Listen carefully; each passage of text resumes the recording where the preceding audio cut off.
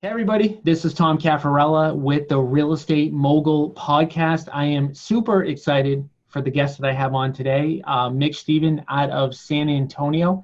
Mitch is a very successful investor. In fact, he's done over 1,000 deals, and he's also the author of 3 books. So welcome, Mitch, to the podcast.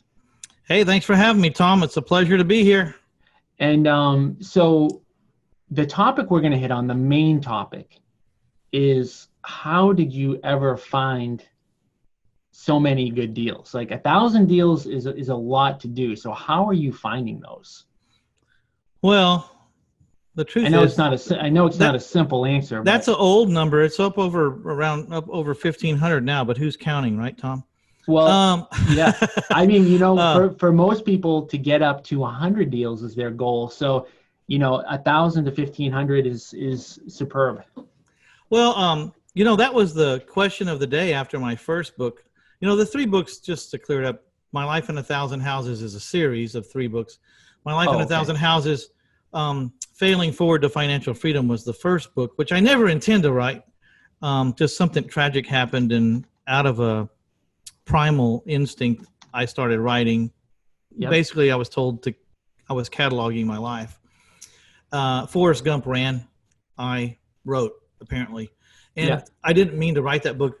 But after that first book came out, the biggest question of the day was, how in the world do you find so many houses? So I did write on purpose the second book to answer that question, which was My Life in 1,000 Houses, 200 plus ways to find bargain properties, which in that book is around 250 ways to find properties, because I always over-deliver. And I knew someone would be counting, so I thought I'd make a fool of them. So I put in there 200 plus ways to find bargain properties. They don't all work in every market, and they don't all work for every person.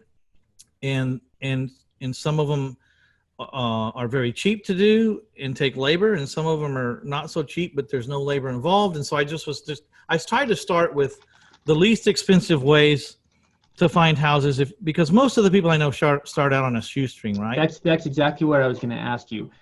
Everyone that starts says to me, how can I find deals without spending money? So what would your, if you had to answer that question, what would be the number, 1 and 2? Well, the answer is there's no way to find a deal without spending some amount of money. But if you want to spend the least amount of money, yes. We could split hairs. But everything costs money. I mean, if you're breathing oxygen, it's costing money. Yep.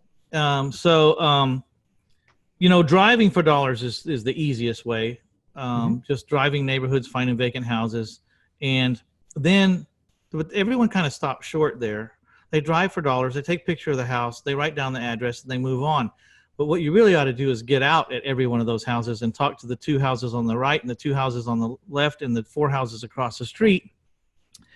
And not only will you have a better chance of buying the house that you're looking at, but you'll probably end up buying houses that you never even saw yet. And so it's all about talking to people. The more people you talk to and tell what you do, the more chances you have to buy a house. Because, if you think about the planet we live on, especially the United States where we live, I mean, there's not a person that's not associated with a house. Every person's associated with a house somewhere, and everyone they know is associated with a house. So when you start telling people that you buy problem houses or situational properties, then there's just a really good chance that you're going to bump into somebody who knows somebody that needs to talk to you. And it's not rocket science, really. It's really about persistence and speed these days, because right now there's so much competition out there. There seems to be a guru holding a seminar on every corner on every weekend in every city right now. It's crazy. And everybody who's ever watched Flip That House wants to be a house flipper, at least for the next 10 minutes. Yep. And so what separates you from the multitudes is that you're going to be persistent, and that you're going to move quickly when someone's, a hot prospect. You've got to close the deal immediately. Contract. You have to have contracts in your hand. When they say yes, you sign the contract. It's not, okay, well, I'll be back tomorrow, or no, the market's too hot for that.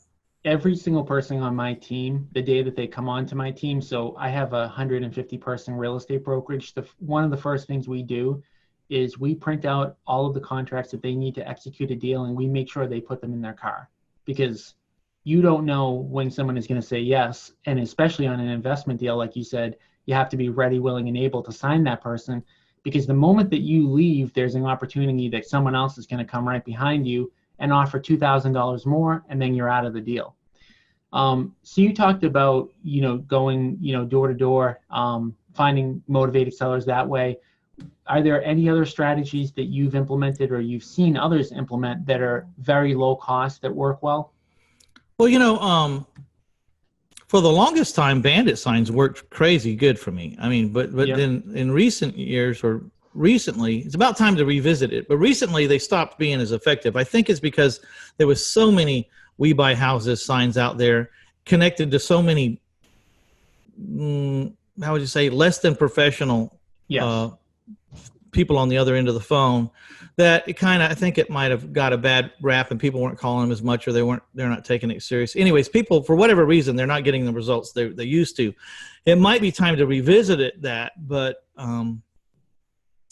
right now, and then everyone was doing mailings. Yeah. But everyone's mailing the same list, and that was part of it, So let me give you my opinion on bandit signs. Mm-hmm. When you are driving and you are pulling up to a red light that may have a bandit sign on it, where are your eyes? Where are you looking? Well, me, no telling. But yeah, you're usually looking down the road or looking at the light. I think you're looking at your cell phone. Yeah. I think most people are looking at their cell phone, and whether or not, now that you mention it, you're right. And even if you're not looking at your cell phone, like the people who are on the side of the road, the people who would normally see your sign walking around are looking at their cell phone. So we all have and again, this isn't everybody, but I think what you've seen as the bandit signs being less effective is that people aren't even seeing them. And the younger the person is, the less likely they are to see that bandit sign, on top of the fact that, like you mentioned, there's a bunch of them going up, and on top of the fact that they don't have a great first impression of that person. They're like, oh, is this a fly-by-night company type of thing? So you mentioned mailers. Everyone's definitely doing that right now, but that's not low cost. That's actually that's one of the higher cost ones. Is there anything else that you've seen working that's low cost? Well, see, everyone thinks the mailers, like they mail the thing and they wait for a phone call. Yeah. That's not why I mail. I mean, I don't mail because I'm mailing out the postcards waiting for someone to call me. Yep. I mail because I want the return postcards. Because if my postcard didn't get there, then neither did anyone else's. Now that person's been identified, and if I can find him, then I'm going to be in a room by myself. So that is a very, very interesting thing, and I have been lazy when it comes to that. And I've been the person that doesn't take that extra step. So you've been successful going that extra mile on that? What do you think? I mean, you know what? If you send out 10,000 postcards and you get 300 return postcards, I mean, yep. I got my work cut out for me for the next 90 days. Yep. I got to find 300 people. Some of these people are not easy to find. The harder they are to find, the more interesting they are to me. Yes.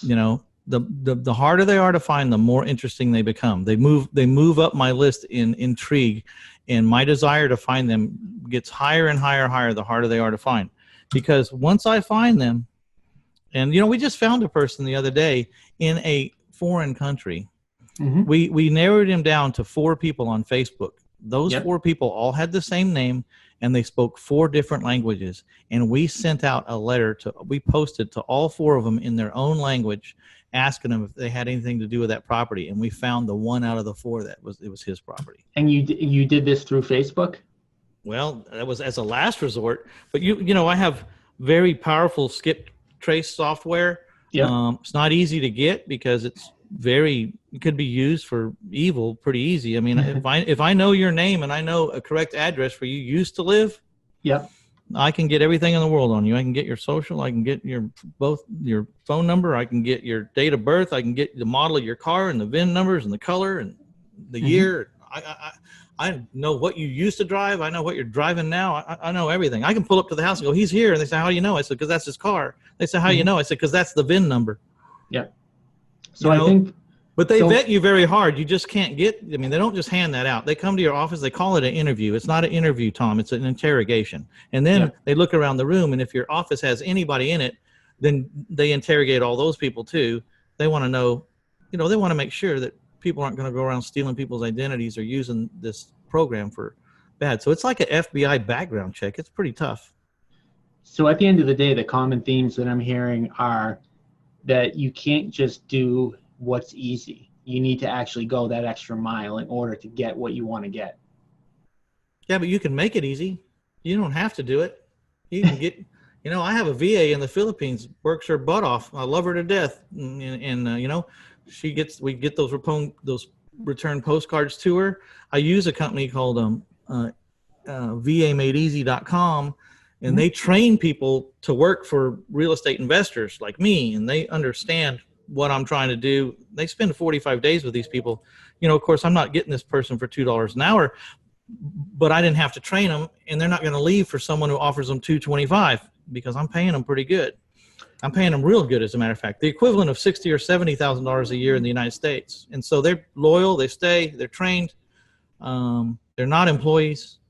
Well, I think the biggest mistake that people make with VAs, and I see this over and over again, is that people think that you can just hire anybody, pay them the $2 or $3 an hour, put 5 or 10 minutes of training into them, assign them a task, and then you're going to get this incredible work back. And the reality is that, like any other employee, in fact, even more so than a US-based employee, you need to spend a lot of time, effort, and energy getting them up and running.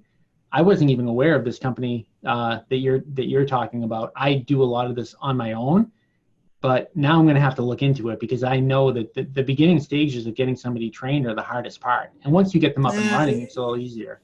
It's called VAMadeEasy.com, and they train people for 45 days how to go into courthouses, how to find people delinquents on property taxes, how to find code violations. They just teach them, like, this is what these investors are going to want you to look for. This is what you need to understand. What is a foreclosure? Where do you find people that are in foreclosure? How do you get them a list? How do you make a spreadsheet? What do they want to know in the spreadsheet? Well, I want to know everything. I want to know, everything. And then I tie all that to a postcard mailing business, and it all kind of happens in a roundabout. And all I do is I flip the switch on for the postcards and I turn it off.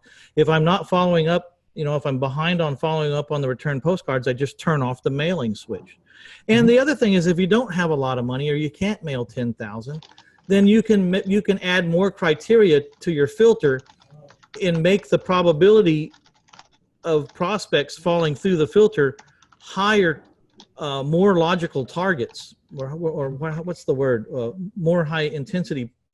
If a person's behind on taxes, that's one level of intensity. So you'd send them a letter. But if a person's behind in taxes, the house is absentee or vacant, and the person that owns the house is in a different address than the house, and he also has code violations, and he's filed for divorce and account. I mean, this guy's prospects are way up there. There'll be a lot less of people with that. So you could the less money you have, the more targeted your list should be, and the more relevant it should be. So that's not necessarily a worse list. You know what I mean? You're sending out fewer people, but they're way more likely to need you.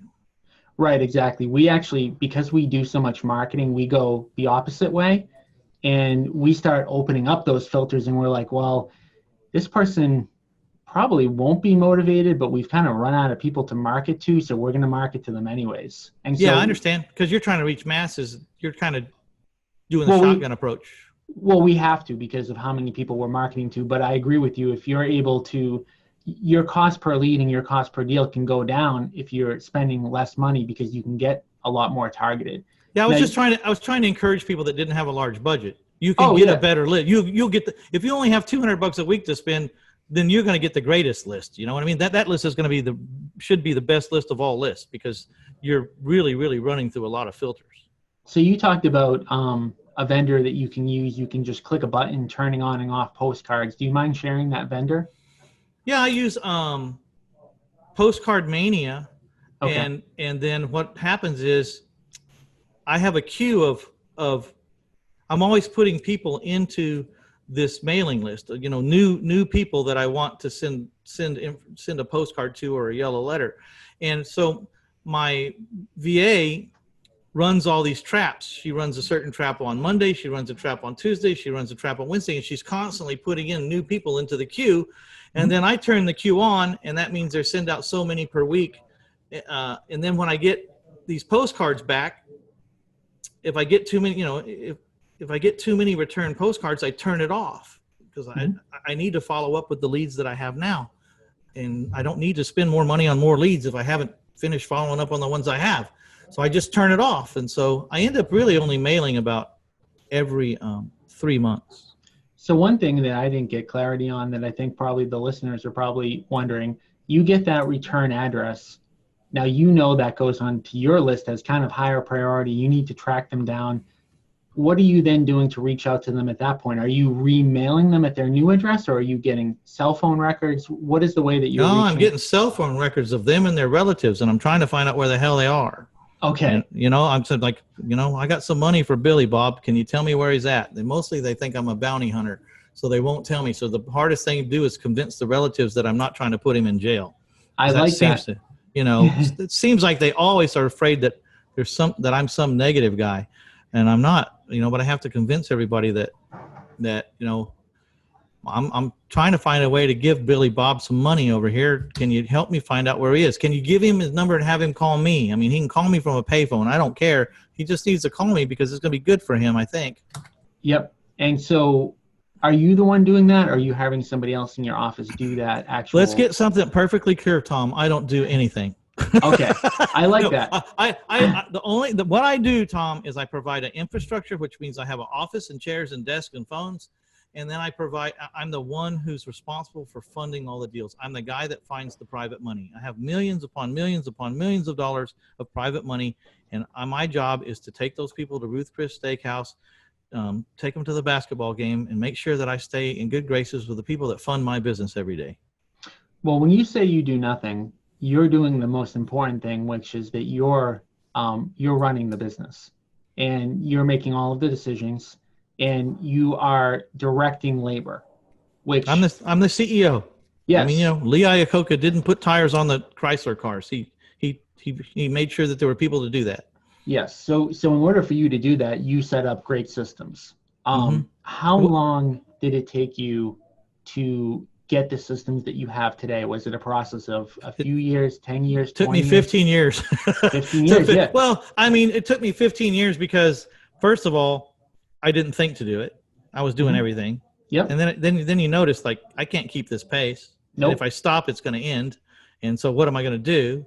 And then there's this depressing time where you try, or you half-heartedly go out and try to get some help, and you get the crap kicked out of you, and then it doesn't work. And then you say, well, this business is just not one of those businesses you can automate, which is complete bull crap. I mean, they automate how to build a Mercedes Benz, and they push one off the line like every 3 hours. You know what I mean? This is nothing like building a car. Nothing.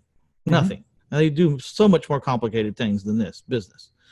And then finally I went to a mastermind where I sat in a room with people that could literally, take what I do and throw it in the trash can. And they were doing so much more volume. They were doing it so much more efficiently. And they were on vacation all the time, running their business, doing 3 times as much as I was doing. And so the first part was getting social proof. I had now met people that were doing it. And so I was completely wrong about it not being able to be automated. I already kind of knew that in my heart, but that was my excuse. And then now I'm looking at these guys and go, yeah, there's no excuse now. And then they taught me, that mastermind cost me $20,000 a year, but I was only in it for a year.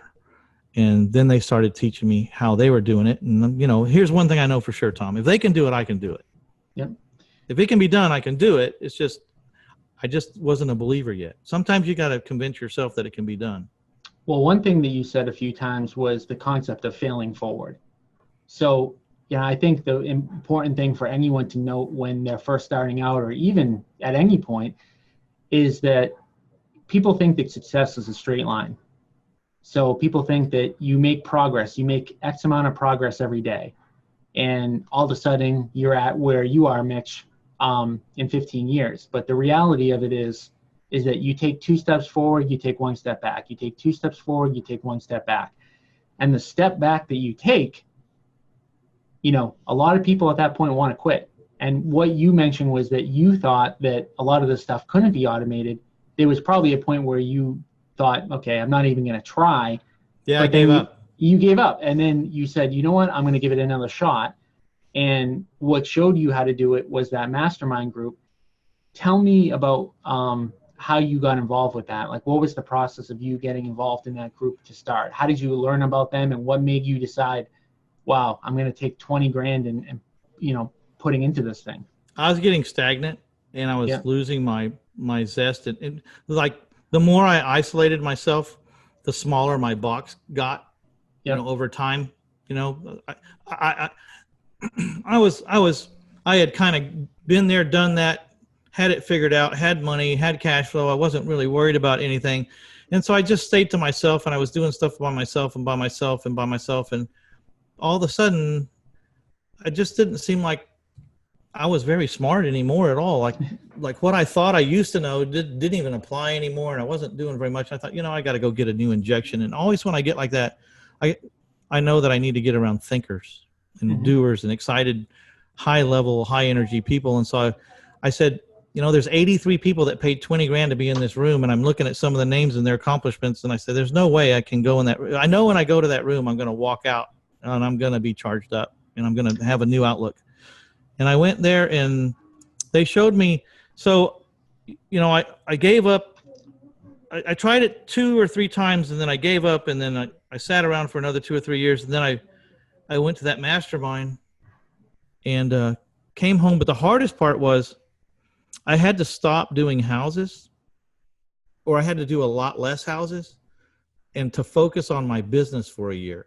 I had to focus on the infrastructure of my business, which meant I had to give up these deals and not be, I couldn't run to answer every deal and go out there and do what I was doing.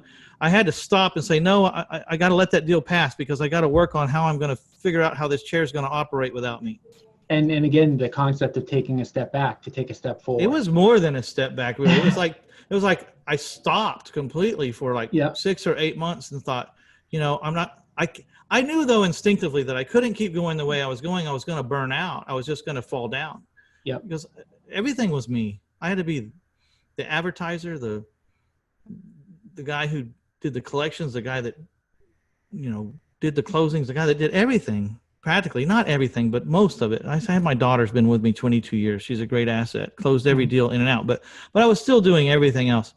And so I just said, you know what, I'm going to take a year and really apply myself on whatever systems are out there and figure out which systems I'm going to use. And I'm going to put them in, and I'm going to prepare myself that I'm going to hire people that are not going to work out, that I'm going to have to fire them, and then I have to get someone else. And I may have to do it 3 or 4 times in every chair.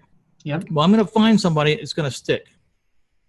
And that's not easy. It's not easy finding the right person. It is a process. And like you said, I learned a lesson there. Yes. I would go with my instincts of who I thought I would interview them. I'm not an interviewer. I never had employees before to speak of, and I would find people that I liked that were, we laughed, we had a good, and I'd hire them, and they sucked.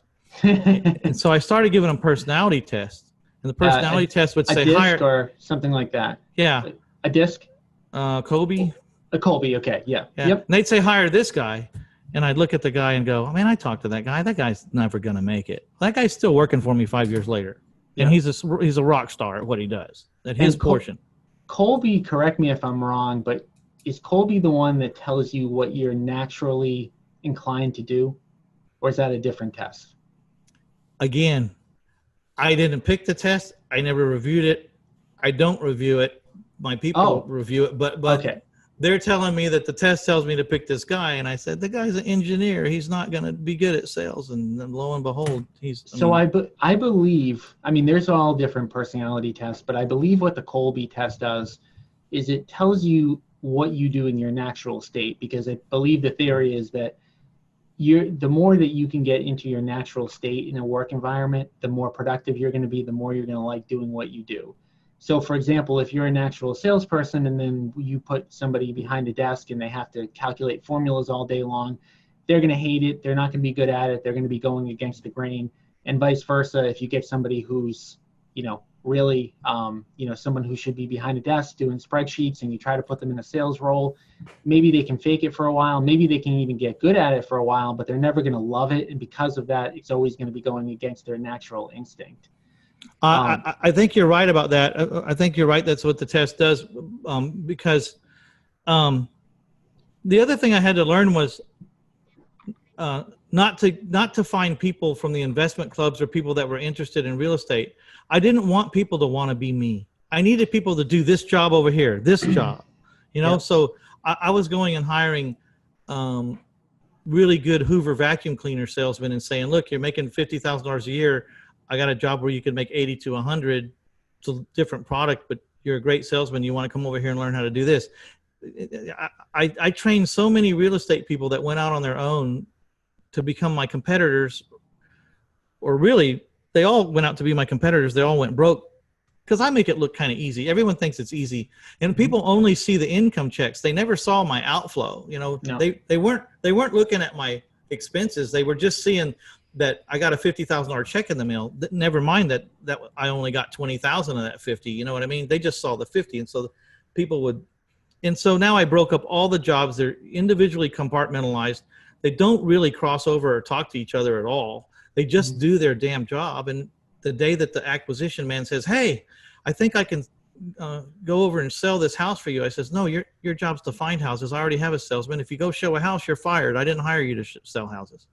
I hired you to find houses. So you talked about being in that group. And I think one of the things that I've always learned is, once you start to get some success, it's easy to be the smartest person in the room. But the problem with being the smartest person in the room is that you don't grow. So, for me, I've always found that I want to be the dumbest person in the room.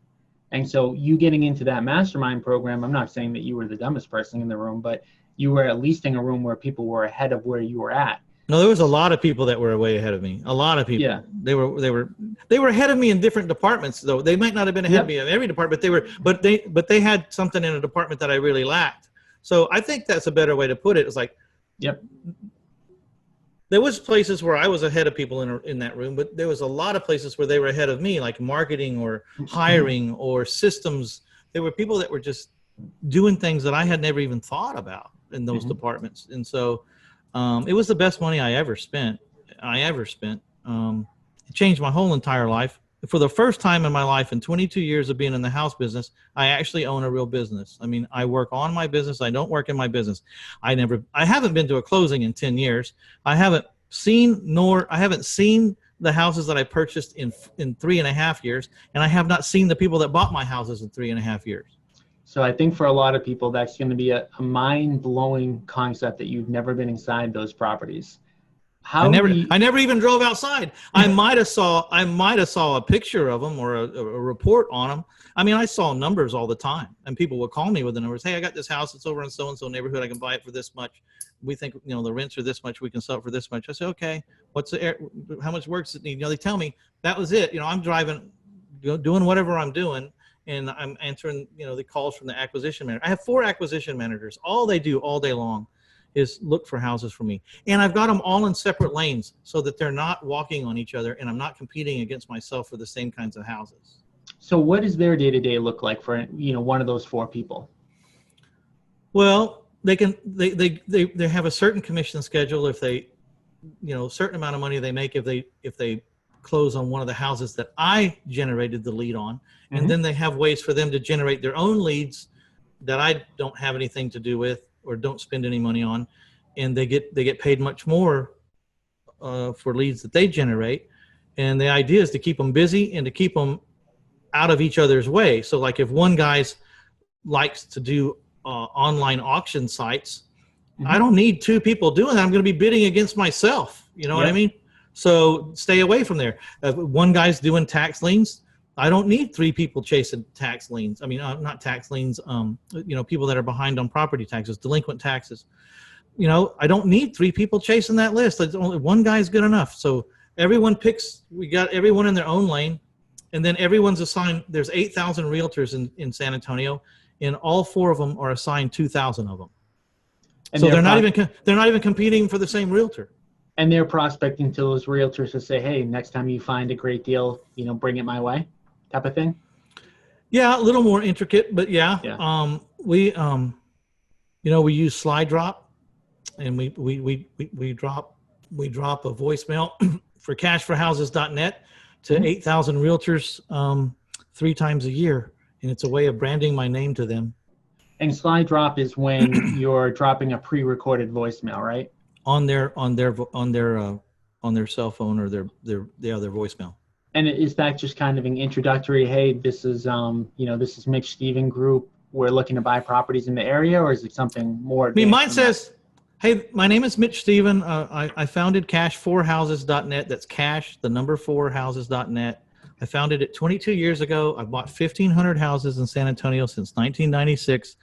I'm a professional house buyer. I deal in situational properties or situational sellers. And so if you have a property or a seller that's in a situation, I really need to talk to you today, because I got a private lender, and now I'm pitching private money even underhandedly. I got a private lender who wants to get out $700,000, and I got to spend $700,000 as fast as I can before he goes someplace else. So I need to buy some properties. So will you please remember cashforhouses.net if you've got some kind of situational property. When I say situational, I mean, has it been on fire? Did it have a cracked foundation? Is there an illness, or does it have mold? Whatever it is, I buy problems. You got some houses out there with some problems and they're kind of difficult. You're talking my language. Give me a call. I'll follow up with you in about, another 60 days just to remind you of who I am. And then I got a follow-up drive. So I just keep dropping. And so I'm branding cashforhouses.net and my personality over 8,000 realtors. And you only really need to buy one house from 100 realtors. If you have 100 if you can just get 100 realtors to bring you one house, that's a good year. That's a great year. Out of 8,000, I'm just looking for 100. And 100 of them that know me. That marketing effectively costs you nothing. Slide drop is $100 to drop 2,000 messages. So to drop a message on all 8,000 realtors, it cost me $400. If I don't buy a house and 8,000 drops, I just go shoot myself. Yeah. How often do you get, obviously a lot of real estate agents are going to be attracted to that. How often do you get agents to call you? They just don't understand the concept that it needs to be an investment deal, and they try. Well, you have to understand, you're going to get nasty phone calls, and people are going to, not like it. And if someone's not cussing you out, you're not putting out enough messages. 100%. Yep. Yeah. So first of all, just get prepared for that. There's people going to call you up and call you all kinds of names and tell you don't ever call them again, and say, I really apologize. I'll take you right off the wrist right now. I had no idea that you didn't want to sell me a house. Yeah. So who's responsible? You drop those 8,000, you get calls back. Are they routing to those 4 agents? Well, yeah. In some way? I assigned 2,000 real estate agents to each of the 4 acquisition managers to cover all of them. I just divided the amount of agents by the amount of acquisition guys I have, so that they're not competing for the same realtors. I'm trying to, I don't want to have conflict among my guys. But the number that the people are receiving from the slide drop, if they call it back, do they go right to one of your 4 people, or is there no callback number? No, we have a answering service that just captures the phone number and gets it to them. Actually it's a rotating thing. It just 8,000. If we have any calls, it just goes around the 4. I see. Yeah, that makes sense. Cool. So, I mean, that's definitely a system that I could probably implement in my business. I have not done a good job of marketing to agents in my market. And even though we do a ton of deals and we're fairly well known, Okay, so here's what happens. So you got the 8,000, realtors. So you got one spreadsheet that says realtors. Yep. Then you got, if a realtor responds favorably, is just responds, hey, nice to meet you. And then we move that guy to my realtor, which is a much smaller list now. He had 8,000. Then some people respond and say, hey, got your message, just want to introduce myself. Great. He moves to my realtor list. And then there's the one that says, I got a house I want you to look at. Whether the house makes sense or not, the fact that he brought you a deal, whether it makes, a lot of times it doesn't make any sense. I mean, they're like, man, this isn't a deal.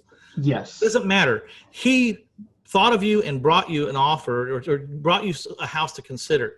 Now we move them to my active realtors. So if I could just get 50 to 100 active realtors, I would probably never have to look for houses any other way.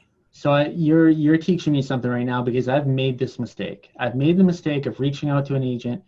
They send me a deal that doesn't make sense, and then I get frustrated and I give up. So I definitely am taking note of this, and I'm definitely going to take a different strategy from now on. I do. But the funny thing is, I have a bunch of people who could take these calls and field these things, and I just haven't done it. Well, the secret, I think, Tom's in the follow-up, because you train them in the follow-up. So now you got my realtors and my active realtors. You went from realtors, just all the realtors, to my realtors, which means, we made contact, and then the ones that actually had a proposal. Go look at this property, see what you think. So I'm taking my realtors and my active realtors, and I'm putting them into an automatic text and automatic email program where I promise not to beat them up. I'll send them one text every 3 weeks and one email every 3 weeks. So to stay top of mind. Yeah. So it's a text. Let's say it's a month. It's a text every 2 weeks, and then an email every 2 weeks, and then a text in 2 weeks, and then an email in 2 weeks. And what you say is, you don't say, hey, do you have a deal for me? Because that's just, shit. Everybody wants a deal. So, let's make it interesting for them. First of all, try to make it funny or make it appealing. And make it short. Like I send out an email with the heading. I always put Mitch and then slash and then whatever the heading is. I want them to know it's me. So my email always starts with Mitch space slash and then whatever space, whatever the topic is. Maybe I say, I like them burning. I like them smoking. Yeah. That's what the heading says. He opens it up. There's a picture of a house that's so on fire you can see the skeleton. Yeah. It says, hey, I just bought a burn house today on so-and-so street. It wasn't too bad. It had a little kitchen fire, probably $10,000 in damage. I bought it for $20,000. I'm going to pay $15,000 to remodel it. I'll probably be putting it on the market for $80,000. That's the kind of stuff I buy, man. Do you see anything like that out there? Let me know. So you're like kind of training them. Oh, that's the kind of crap he buys. Yeah. The other one is, I like them leaning. Mitch / I like them leaning. The other one was so funny. He's going to open this one.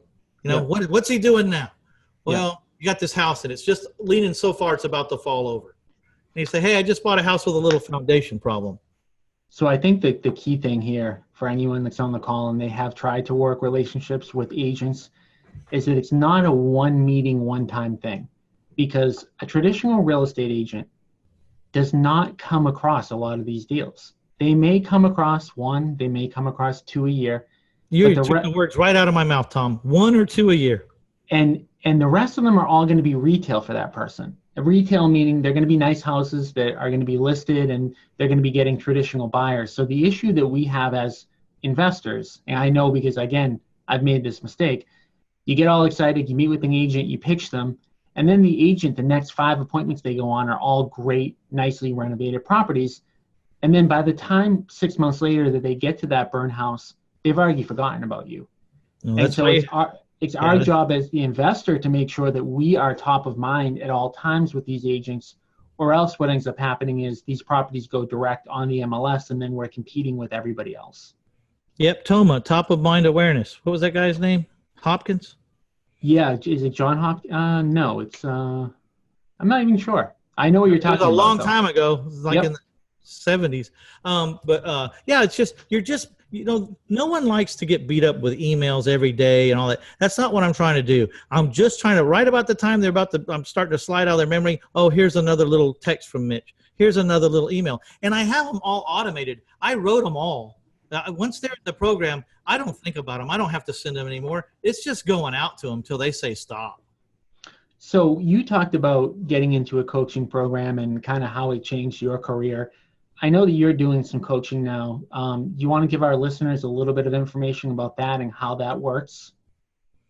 Well, yeah, I mean, people got me pegged in the owner financing and like, that's all I do. I bought houses every way known to to man. It seems like I know how to wholesale, retail, flip contracts, get options. I know how to do buy subject to, lease option. I've done everything, but I'm out there looking for the perfect owner finance house because that's my gig. That's what it turns me on. That's my MO. That's what I want to do. But along the way, like out of 100 houses, I'll wholesale 35 of them because they don't fit.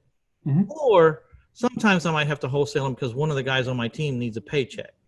Mm-hmm. So you liquidate one so the guy can live to fight another couple of months. You know what I mean? So and then 10% of them I'll retail. So only about 55% are really accomplishing my owner finance goal, which is what I really love to do myself personally. But here's the thing. I'm like 15K. I got 1,500 deals worth of experience, 22 years of getting kicked up and down the street, and then a lot of mentoring programs that I've taken myself and learned a lot from. I put it all in this big cauldron. If you don't think I can save you or make you an extra $15,000 in the next 12 months, you're crazy. The only way I can't do it is if you're not doing anything. The thing that's interesting about real estate and why the coaching I think is so important is that the margins are so big. And that goes both ways. The margin to make money is big, but then the margin to lose money is big. So like you mentioned, sometimes it's not even just about making an extra 15,000, but it's about not losing an extra 15,000. You're really astute, man. You're like, are you sure you haven't been like in my mind or something? Because you're like, you're almost ahead of me. Like I'm good. Yeah, I'm good. You know this business well. Because I was going to say, you can measure a mentor by how much money they make or by how they help you make some extra money that you didn't know about. And that's real easy to measure, but you'll never be able to measure how much money they kept you from losing because you can't measure the negative. I talk to people all the time and, investors that are looking to get into this. And I've also talked to investors that have gotten out of it. And a lot of times what happens is in the beginning, somebody runs out, they do a bad deal, and that ruins them. I know they lost the whole career. It was almost me. It was almost me. Yeah. And I don't even want to say they financially lose everything, but after you do a bad deal, the problem is that you think this doesn't work. And then mentally, a lot of people will cross that off the list that I'm not going to be a real estate investor now. Yeah, it knocks the wind out of them. It knocks the wind out of them, and they don't recover. And like I said, it can be a financial thing that they don't recover from, but it can also be a mental thing. I had a person that I would talk to recently. They bought a property on the MLS. They put $100,000 into the deal, and then they lost $40,000. They did a year-long project to lose $40,000. And I had a discussion with that person. I got them. I did my best to get them back on track and say, look, you can make a lot of money in this business, but they had such a bad experience in their first deal that it's going to take double the effort for them to get there mentally, even though they want to do this business. Yeah. So let's look at what should have happened. They should have paid 10 or 15 or 20,000 to someone who'd been there before. They'd have told them, no, you don't start off your career on 100,000 rehab. That's ridiculous. Go find something that's easy to flip. Well, as a matter of fact, let's just find 4 wholesales for 5,000 a piece and get your 20,000 back. Let's start there. Don't do any work to anything. Just do 4 flips or 5 flips, and let's just get your 20,000 back that you paid me. I'm not even 20,000, but you know what I'm saying? Yeah. We'll talk about why I'm what I am in a second. But so first thing, if they would have hired me, I wouldn't have let them do $100,000 rehab on their first deal. That's just agreed. Completely stupid. It is, and I think if you're guys listening to this, I'm not calling you stupid. I'm just saying I wouldn't have let you go there, guy. I wouldn't have let you go there. Well, I appreciate your tenacity and that you jumped out there with both feet, but I wouldn't have let you jump. Well, yeah, you're not saying he's stupid. It was a stupid decision that was made because they did not have the experience. And we all make bad decisions when we don't have experience, and it's a lot easier to make a good decision once you've had the experience. And teaming up with somebody who's 10 steps ahead of you is going to allow you to make those better decisions. So what is working with you actually look like? Is it phone calls, emails? Is it what is it? I got 3 different levels. It's not complicated. It's really pretty simple. I got my Owner Financing Pro 2.0. It's 25 hours of me describing exactly how I do all the facets of my business. And it's enough to launch a career. But there's no access to me there. But it's relatively cheap. It's $14.95 all over the internet. If you And look. is this the reinvestorsummit.com? No, that's a podcast. That's just where I Okay. talk to people. Where is before you even get into it, where is Yeah. the URL that people can find all this information? It's 1000houses.com, 1000houses.com. And you just look on the tabs. There's Mitch's books, there's coaching and mentoring, there's free stuff, there's all kinds of stuff there. And so Yeah. if you dig around, or if you get through some affiliates or whatever, you can find it on special for $497. But if you just go to the internet, it's $1,500 more or less.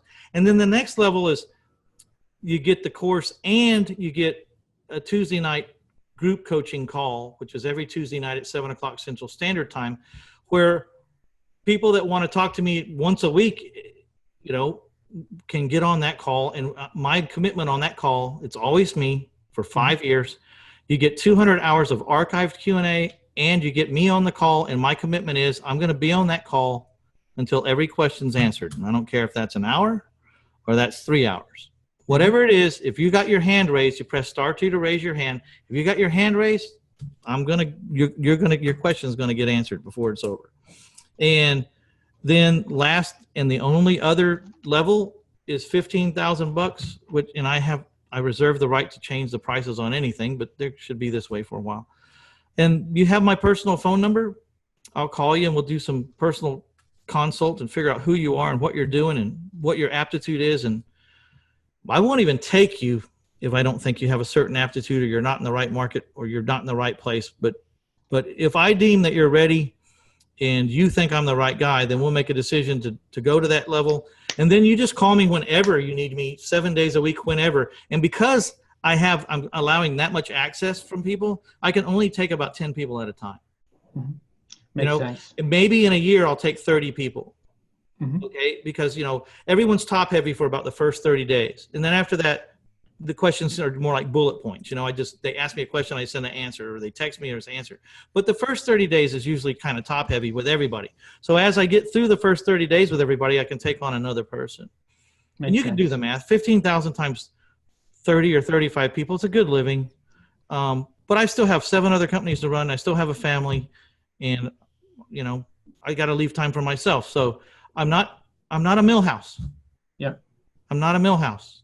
And I think to me that's important. And I don't, I don't like to get negative on really too many things, but the millhouse part of it, problem I've seen with what you're describing is that a large organization pitches this coaching, and then you get filtered down to a person. Yeah, that bought 20 houses last year. Big deal. They're not much further ahead than you are. And the reason that happens is because they sell so many of these programs that they have to then go down and they can't keep up. Yeah. I'm not scalable. The way right. the gurus tell me all the time, Mitch, you're doing this all wrong. You're not scalable. You'll never make, $2 million, $5 million a year doing this, or $10 million a year. You'll never do it. You go, you know what? If making $10 million or $20 million a year means that I'm going to have lawsuits all over the nation, and people are pissed off at me and writing crap about me in the internet, and and they never even got to even meet me, I don't want to be that guy. Yeah. Because honestly, part of the reason why I do it is I'm still an investor at heart. 3 things I want to make a point is that those students keep me sharp. They are learning things about softwares that I could never cover as much ground as the collective body of students covers. They cover ground like crazy. They know what's new. They know what's happening. They know trends. They know when laws change. They're just like a network with their ear to the ground. They know, and they come back. And I might know 99% of the puzzle, and it's difficult for me to find an extra added value piece. But when someone brings a piece that I didn't know about, wow, it changes everything. You know what I mean? Yeah. And so I put that in the cauldron. And the other thing is I get a kick out of being personally involved in changing the way people live. And when people travel 300 miles to knock on your door, to shake your hand and say, you changed my life, that means a lot to me. So I went to a Tony Robbins event last, Thursday or Tuesday. And he had a bunch of very, very successful people there. Business owners, a couple of real estate people. All of them said the same exact thing. They all said, I got a lot of fulfillment out of becoming rich myself. Don't get me wrong. But where I really took, my own, personal pleasure to the next level was when I helped other people. And every single one of them said the same thing. They said, that once they attained financial success themselves, that was no longer important to them. They wanted to help others because they were already rich. And so now they wanted to help other people get to that point, and that's really where they got a lot of their benefit. And I think that's exactly what you're saying. And well, I hope everybody has a chance to feel this.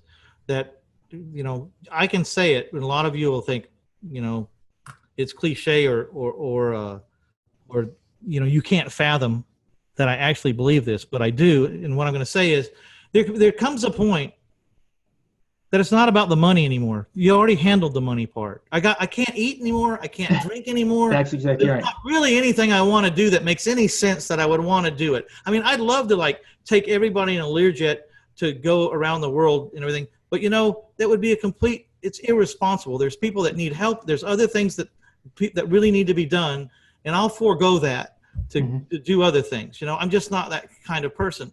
But and so at some point, I hope everyone gets to experience that it's not about the money anymore.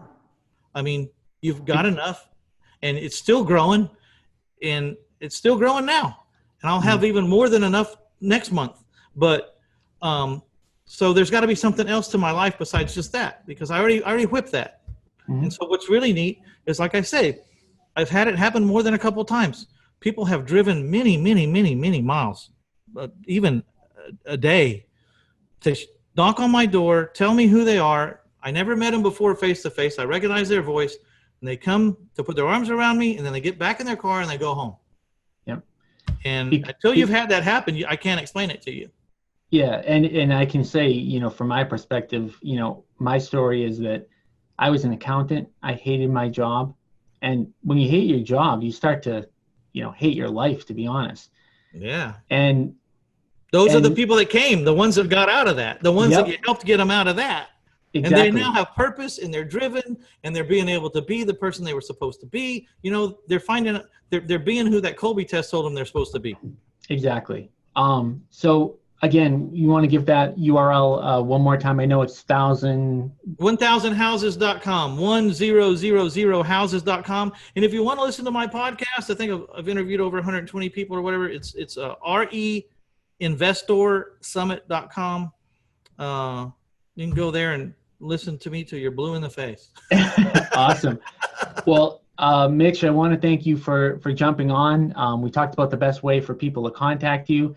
And so as far as I go, if anyone wants to reach out to me directly, the best way to get in touch with me is to go to my URL, www.realestateinvestingiseasy.com. And I want to thank everybody for watching or listening, depending on what device you're on, to the Real Estate Mogul Podcast. I'm Tom Caffarella, and I look forward to seeing you guys on the next show. Thank you, Mitch, again. Bye now.